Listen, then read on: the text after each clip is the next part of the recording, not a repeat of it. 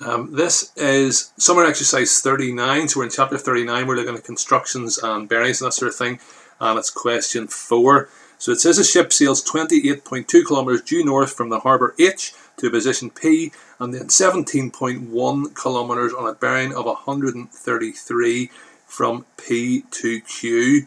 Use a scale of 1 centimetre is 3 kilometres to construct a scale drawing, hence find those distances. So it sails 28.2 kilometres due north, alright, and it's 3 kilometres for each centimetre, so I'm going to divide this by 3, so I'm going to do 28.2 divided by 3, and that gives me 9.4, so I need to do a line going from the harbour 9.4 centimetres long due north. So here's my harbour here.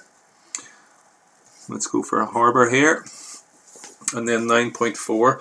I'm using those kind of half centimetre square paper, so it should be easy enough to see how this is going to work out. If I go this way round, I can just about fit it in. Actually, should have made it a bit bigger. So 9.4, and that's due north. So that would then take me pretty much to there. You can see that that wee line then would have been 9.5. So I'm just shy then of that line. That's to the position P, and then it goes at 17.1 on a bearing of 133. So here's north, and a bearing of 133 as we measure from north round, so we need that to be 133 degrees going that way there.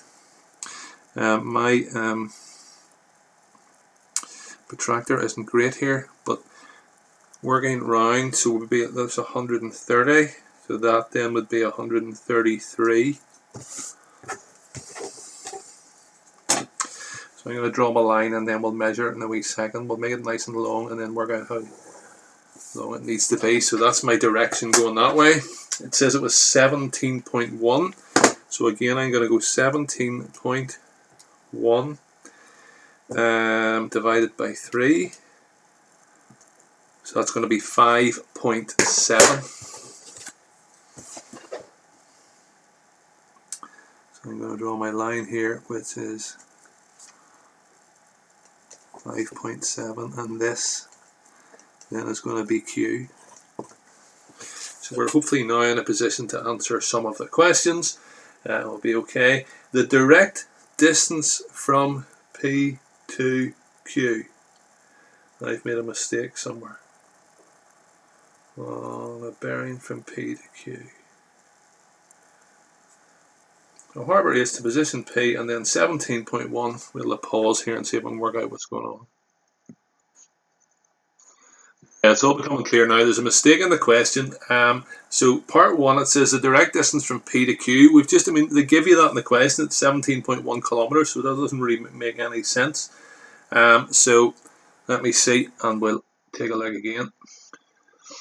So working backwards from the answers, I think question 1, they're looking for the direct distance from Q to H. So I would get my ruler and measure, and as accurate as I can, to me then that distance there is going to be 6.9. So 6.9 centimetres. We're timesing that by 3. Remember, we divide by 3 to get what the actual time is. So 6.9, not time of course, times 3. So 6.9 times 3 gives then 20.7 kilometres. And then for part 2, I think they want you to work out the bearing of H from Q. This is a really tough one. Really tough one. So H from Q, so it's from Q, and the way we work out bearings is we measure the angle from north clockwise round to the angle that we need. So we're looking for this angle here. Now practically that's quite tough to do. I'll come in a wee bit closer, hopefully then you can kind of see what's going on. What I'm going to do is do a wee south line going down like that. I'm then going to measure this angle here and add 180 degrees to it. If I add that, then that will give me this angle here. So Let's try and measure this in with the protractor and see what we get.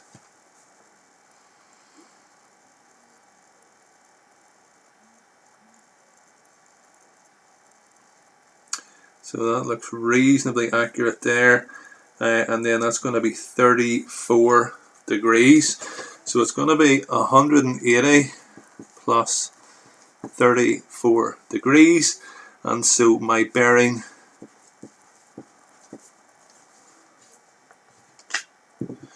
back out again so you can see is going to be, what's that going to give me then? 214 degrees. So that's question 4, if it has been rejigged a little bit.